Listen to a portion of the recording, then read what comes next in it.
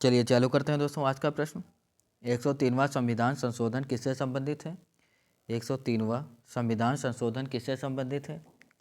दोस्तों चैनल को सब्सक्राइब जरूर करें और ज़्यादा से ज़्यादा शेयर करें। ठीक है दोस्तों, चलिए देखते हैं। ऑप्शन आर्थिक आरक्षण, महिला आरक्षण, शिक्षा का अधिकार या आर्थिक आरक्षण। तो आपका राइट आंसर हो जाएगा दोस्तों आर्थिक आरक्षण। ये दोस्तों रिपीट हो गया है। चलिए अगला दोस्तों प्रश्न, इसका ए राइट आंसर हो जाएगा। अगला दोस्तों अगला देखते हैं दोस्तों, हल्का सा इसे छोटा करते हैं।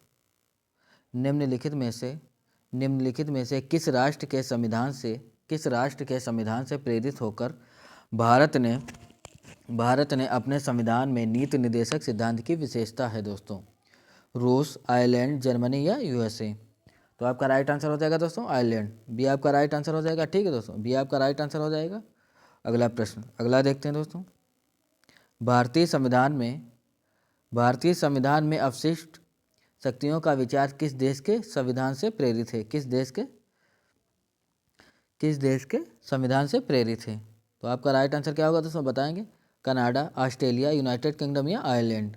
तो आपका राइट आंसर हो जाएगा दोस्तों कनाडा। ठीक है दोस्तों, कनाडा, ये आपका राइट आंसर हो जाएगा। अगला दोस्तों, भारतीय संविधान का 74वां संशोधन अधिनियम 1992 में से किससे संबंधित है? किससे दोस्तों संबंधित है? नगर पालिकाओं से, आपातकालीन प्रावधान, नागरिकता या मौलिक कर्तव्य से। क्या हो जाएगा दोस्तों? आपका राइट आंसर हो जाएगा नगर पालिकाओं से। ठीक है दोस्तों, नगर पालिकाओं से, ये आपका राइट आंसर हो जाएगा। अगला दोस्तों, अगला, संविधान सभा को अस्थायी संसद के रूप में किस वर्ष परिवर्तन किया गया था? संविधान सभा को अस्थायी संसद के रूप में किस वर्ष परिवर्तन किया गया था? 1949, 1950, 1948 या 1947। तो आपका राइट आंसर हो जाएगा दोस्तों 1950। ठीक है दोस्तों, बी आपका राइट आंसर हो जाएगा। चलिए बढ़ते हैं अगला प्रश्न। दोस्तों चैनल को सब्सक्राइब जरूर करते रहें। भारतीय संविधान के किस संशोधन द्वारा लोकसभा सीटों की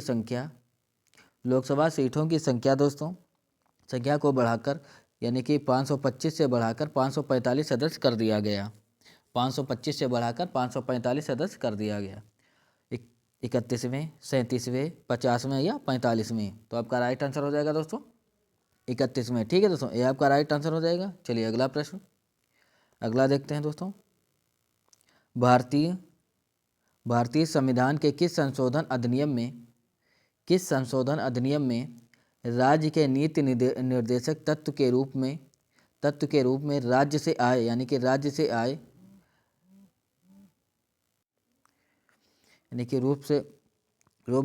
आय स्थित सुविधाओं, यानी कि स्थित सुविधा और अवसरों में असमानता को कम करने की अपेक्षा की गई है। ध्यान से पढ़िएगा दोस्तों। भारतीय संविधान के किस संशोधन अधिनियम में राज्य के नीति निर्देशक तत्व के रूप में राज्य से आय स्थित सुविधा और अवसरों में असमानता को कम करने की अपेक्षा की गई है? तो देखते हैं कौन सा दोस्तों अधिनियम, 44वें, 42वें, 47वें या 52वें। तो आपका राइट आंसर हो जाएगा दोस्तों 44वें। ठीक है दोस्तों, ये आपका राइट आंसर हो जाएगा 44वें। अगला दोस्तों, अगला देखते हैं।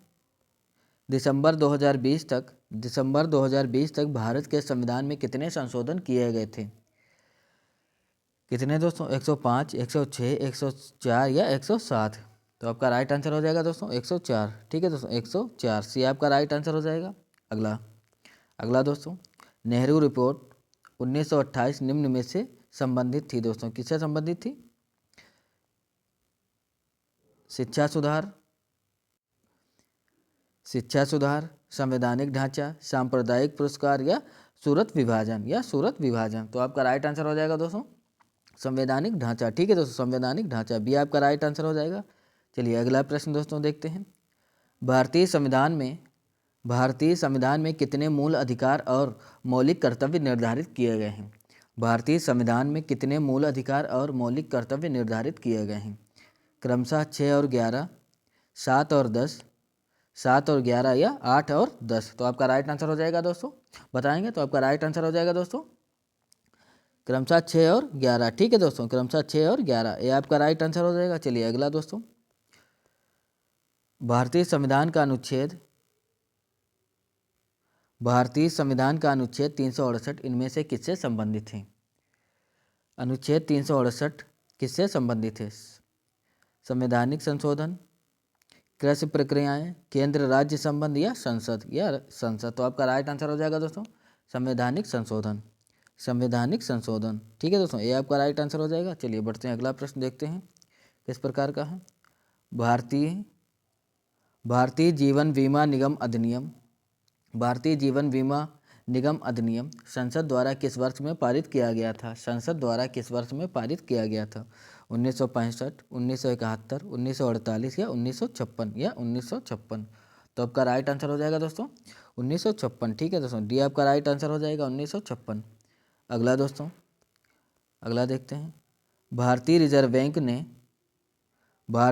बैंक ने रुपए के प्रतीक को निम्नलिखित में से किस वर्ष में अपनाया? किस वर्ष में अपनाया? 2008, 2012, 2011 या 2010 या 2010। तो आपका राइट आंसर हो जाएगा दोस्तों 2010, डी आपका राइट आंसर हो जाएगा। चलिए अगला प्रश्न दोस्तों देखते हैं। भारतीय अर्थव्यवस्था का प्राथमिक क्षेत्र क्या है? भारतीय अर्थव्यवस्था का प्राथमिक क्षेत्र क्या है?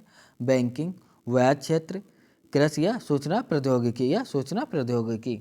तो आपका राइट आंसर हो जाएगा बच्चों, आपका हो जाएगा कृषि, ठीक है दोस्तों, कृषि। भारतीय अर्थव्यवस्था दोस्तों इसका प्राथमिक क्षेत्र क्या है? तो आपका कृषि हो जाएगा।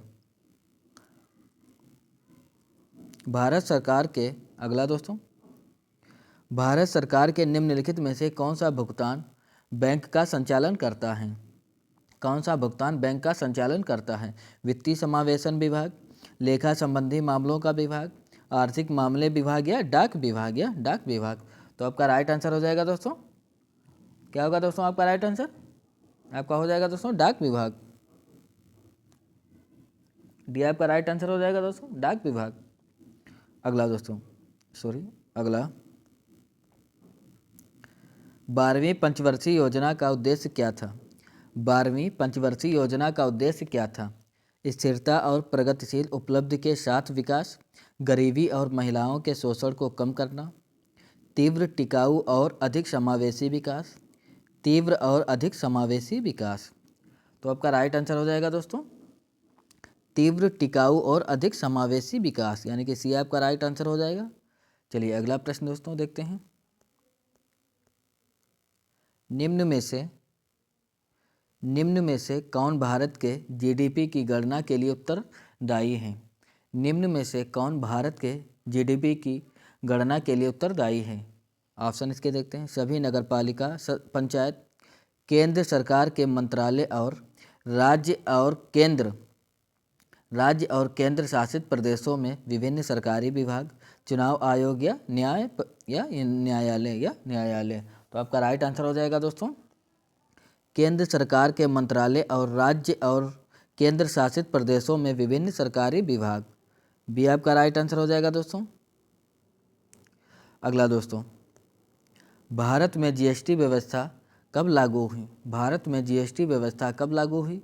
2 अक्टूबर 2015, 8 नवंबर 2016, 1 जुलाई 2017 या 15 अगस्त 2014 या 15 अगस्त 2014। तो आपका राइट आंसर हो जाएगा दोस्तों 1 जुलाई 2017, ठीक है दोस्तों, 1 जुलाई 2017, सी आपका राइट आंसर हो जाएगा। अगला दोस्तों, न्यूनतम समर्थन मूल्य एमएसपी तय करने की जिम्मेदारी किसकी है दोस्तों? तय करने की जिम्मेदारी किसकी है? कृषि लागत और मूल्य आयोग, भारतीय प्रतिस्पर्धा आयोग, भारतीय शिक्षा आयोग या भारत के विधि आयोग।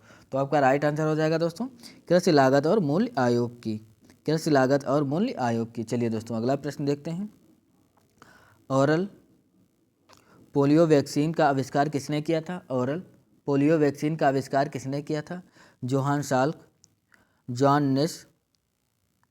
नेस, लुई पास्चर या अल्बर्ट साबिन। तो आपका राइट आंसर हो जाएगा दोस्तों अल्बर्ट साबिन, ठीक है दोस्तों, डी आपका राइट आंसर हो जाएगा। अगला लास्ट प्रश्न दोस्तों, निम्न में से कौन सा एक तांबे का अयस्क खनिज है? निम्न में से कौन सा एक तांबे का अयस्क खनिज है?